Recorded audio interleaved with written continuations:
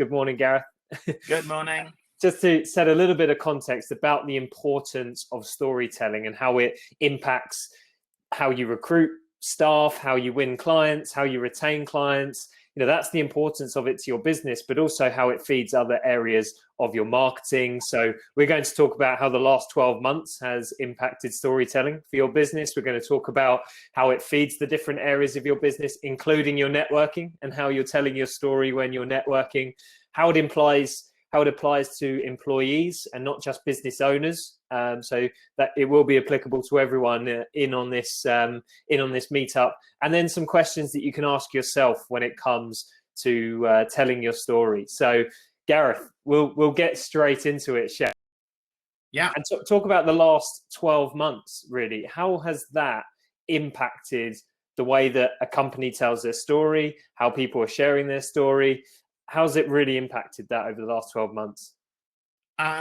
Morning, everyone. It's been a really interesting time. I think, the first thing that we noticed when we went into the first lockdown almost a year ago was everybody clammed up. What we all do when we enter a period of recession or uncertainty, everybody stops spending money and they assume that storytelling is just marketing by any other name. And of course, it isn't. It's so much more fundamental because it speaks to the driving purpose of the business. It's the reason the business exists. And we talk a lot about the connection between the purpose of the person who founded the business and what the business actually does. When the two are inextricably linked, as they should be, then you've got a story that is authentic and meaningful every time somebody tells it.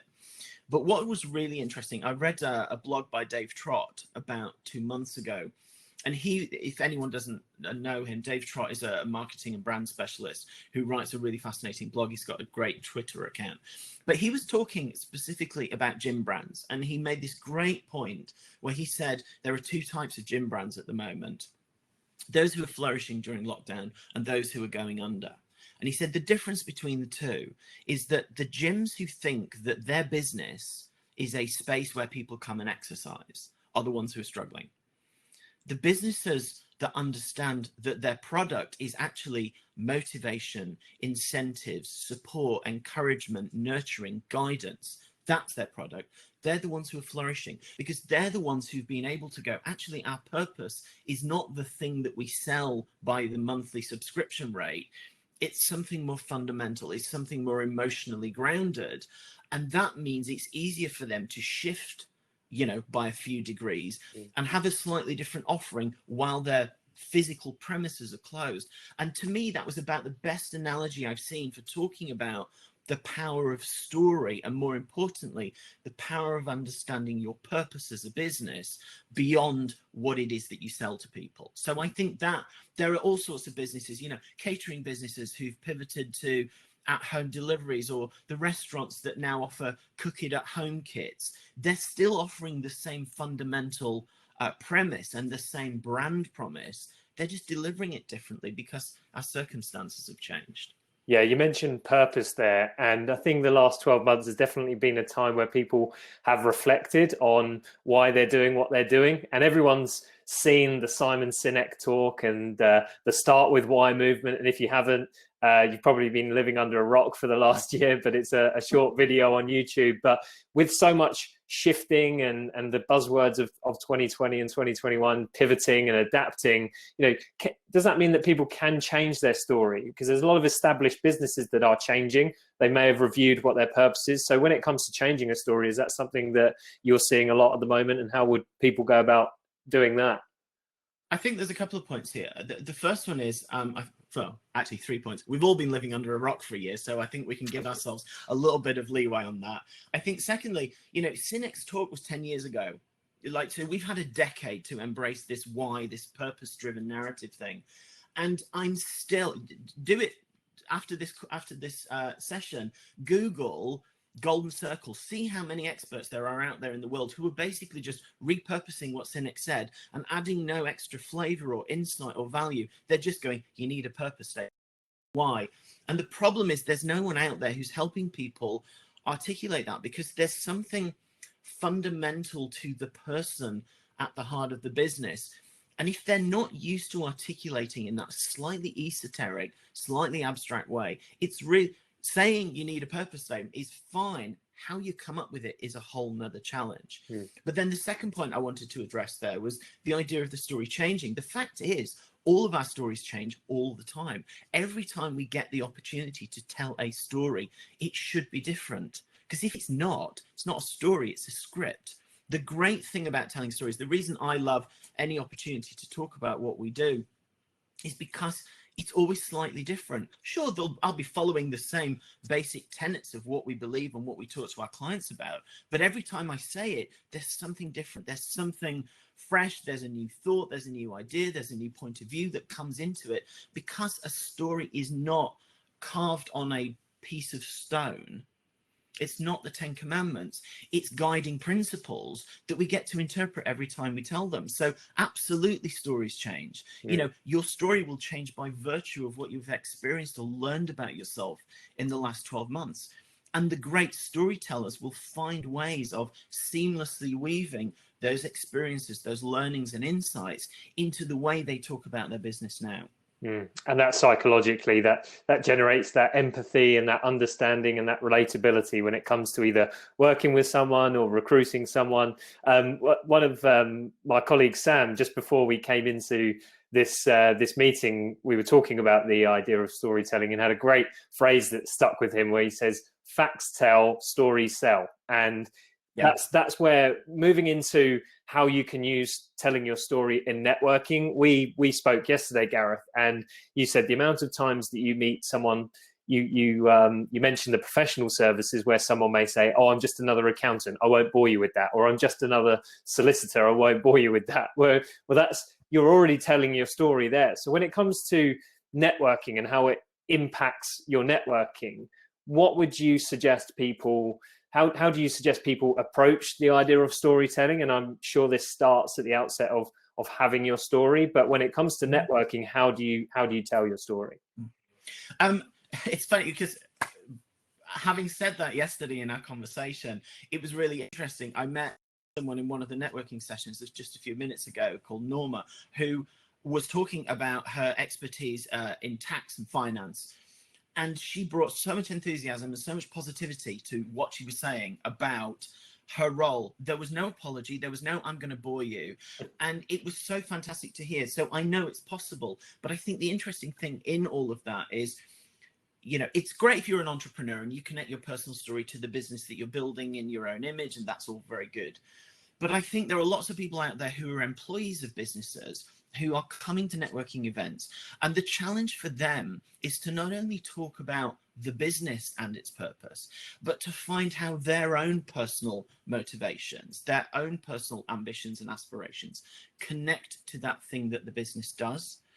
And I think that is probably another layer of complexity for them, because they're not just here as an arbitrarily selected representative of their employer. They're there as a person. People aren't here talking to them to hear their business pitch. They're here to meet them as a person.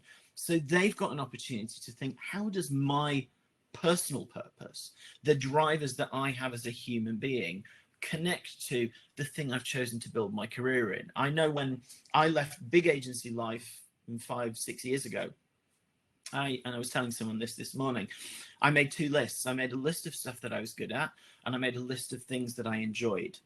And I decided that whatever I was going to do as I stepped out into the world on my own needed to be the things that made both of those lists. So I'd always know that I was good at what I did, so I wouldn't syndrome, but I'd also get the chance to enjoy everything that I do. And of course, that all manifested in the form of storytelling. So I know that my 2 purposes are fundamentally connected. And I think for people who are employees of a larger business, the networking opportunity is a chance to find out what that thing is that says, this is why I've chosen to build my career here, to not apologize for it, to not set up themselves to fail by going, "Oh, this is going to be really boring," because it's never boring if it's personal and if it's something that you do because you're passionate about it. So I think one of the things we need to start doing is introducing passion as one of the synonyms for purpose when people talk about their personal contribution to their career. Absolutely. I like the phrase "no passion, no point," and that's Yeah. something that I apply to anything personally or professionally. So Bruce from ProDrive actually mentioned it earlier, Gareth, about how difficult it's been onboarding and inducting new members of team, and you've had to try and keep that camaraderie, and particularly whilst it's all virtual. So as a business, maybe a two-part question here actually. As a business owner, how do you get that story across to your employees, virtually or in real life? So how do you get them to buy into that story or understand the story? And then as an employee, how can you embrace that story, and how can you use that story when you are talking to clients, out networking, pitching, those sort of things? Interestingly, it's a two-part question, but I think part answer, because the key with storytelling is it's not about me telling you a thing. It's about us finding a connection through the story. So stories have a two-way element to them. They give you a chance to connect with that other person. Andrew Stanton, who's one of the directors at Pixar Studios, who's part of Disney, did a really famous TED Talk where he talked about the power of storytelling. And the point that he made in that was, don't give audiences 4, give them 2 + 2. And the point that he was making in that is that audiences like to piece things together themselves. They like to solve the mysteries. So the story is not, I'm going to tell you everything I think you need to know. It's, we're going to come together through the process of engagement and communication, and you will plug in some of the pieces of the story yourself. So for employers engaging with employees, the story is a way of humanizing and dimensionalizing the experience of working for that business. But it's also a chance for the employee, either prospective or actual, once they're onboarding, to find a way of taking that story on board and making it feel personal to them. What does this story say to me as a human being? How is it connecting with the things that are driving me? And how can I start to feel like I've got the authority and authenticity to tell this story for myself? As I said, the story is not a fragile glass ball that we hand over to one another and it has to be nurtured and polished. The story is a moving entity that we all get to be a part of. So the opportunity when new people join the business, if the story is engaging and dynamic and well constructed, everyone will go, okay, I get it, I feel it, I believe it, and I can be part of it. Absolutely. So when people, what questions can people ask themselves today in terms of, what's the first question they should ask around their story? Whether that's to review their story, whether that's to write their story, just to assess, what story are they telling? What's one, I'll give you 2 or 3 if you need them. What's one question that people can ask themselves? I think we have to go back to that first point about articulating the purpose, the why. And I would even go one step before, and I wouldn't even say the question should be, what is your why? I think the first question is, do you know what your why is? Because I think sometimes if you ask everybody, what is your why? Some of them think, oh Christ, I haven't figured that out yet. I'll just say something. And then they get frustrated when it's articulated and they go, actually, that really doesn't feel like a why. I think we have to ask ourselves, do we know what our why is? And I think one of the things I've learned, certainly over the last few years, is, and again, this was a point I was making in one of the networking sessions earlier, we're all a little bit uncomfortable with going too deep, too personal. And I think we have to get over that. We have to make ourselves more accessible. So, all those people out there who are kind of coaches and advisors and mentors who spend their time working with people to dig deep into their ambitions and aspirations, the same is true for purpose. We have to dig a little bit deeper and spend some time thinking about, how is the thing that I've chosen to build my life around answering my innate desire to achieve something? And if there's a disconnect between those two, what can I do to start moving them closer together? Do I need to reconfigure my worldview so that my role is answering it? Or do I need to change my role to come closer to what my worldview is? So, people who are motivated by environmentalism or sustainability, they can question whether the thing they're doing is answering that need. If people are motivated by wealth, then what are they doing that's answering that call, you know, that sense of purpose. And if people are driven by a sense of altruism, of wanting to help other people, how is that manifesting in the thing that they do every day? Yeah. And are there you mentioned and this will have to be the last question, Gareth, but it's more of I'm going to put you on the spot a little bit, where you used the gyms earlier as an analogy of how one story and how they're sort of selling their story can differ from another, and how that impacts their performance and whether, you know, they are successful. Are there any examples that you've heard recently, any in the professional services, or just an example that you can give to say that we don't do X, Y, and Z, we do this, and it's talking about how you make people feel? Are there any examples that you can share with people that can get their sort of mind working on real life examples? I'm going to cheat.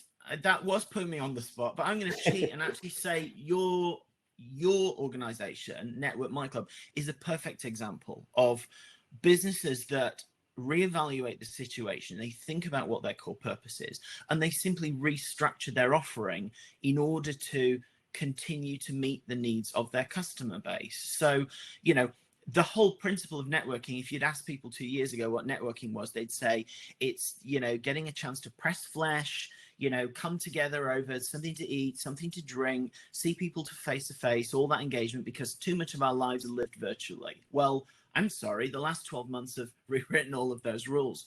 But what you've done in this organization is you've stayed true to the core principles that are behind why Network My Club exists. And what you've done is you've simply pivoted and said, how can we leverage all of the technology that is out there in order to deliver a seamless experience? And the reason I know it's the right answer is because I'm convinced that when the world opens up again and we're able to meet face to face, we're not going to mothball the software. We're not going to put it away and go, oh, do you remember that awful year where we had to meet virtually? Because I think what you've probably found is that a lot of businesses have said, you know what, by doing this virtually, I've overcome my fear of, you know, sidling up to a bunch of people who are already in conversation. I'm a lot more confident because now I just double click and boom, I'm on somebody's table and they have to acknowledge that I'm there. I don't have to get up 3 hours early to drive all the way along the coast to get to a networking thing and drive all the way back again to make a meeting. I can do this, you know, dressed in sweatpants from the waist down, because I don't have to worry about all of those other things. So it's actually the perfect example of the fact that the pivot in the age of COVID doesn't have to be reinventing the business from the ground up. It's going, why do I exist and what is it that I deliver to people? What problems do I solve for them? And how can I continue to do that? Yeah. Well, thanks for that, Gareth. I promise everyone I didn't tee him up for that beforehand, but I do appreciate the acknowledgement. But yeah, you're completely right. And you know, we did evaluate kind of why do we do what we do, what are the fundamentals, and how are we going to best deliver that, which is why we operate off the Remo platform, which is a lot more aligned to our principles of our live events and the way that we believe in things, compared to delivering them on Zoom, which for us wasn't really as effective or allowing us to scale and, you know, bringing 70 people together like we have right now. So yeah, thanks for that example. But Gareth, No problem. I've got to round it off there now. We've sort of hit 20 minutes now, but we want to get people back into the room. And I'll say that Gareth and his colleague and co-founder Terry from Inside Stories will be in the room. So if you've got any questions that you want to pick their brains about your own story, how you can evaluate that, I'm sure they'll share some nuggets of wisdom with you in the room, and I'd definitely recommend having a conversation with them afterwards. But Gareth, for the time being, thanks as always for your insights and your wisdom. Thanks very much. No problem. Thanks very much.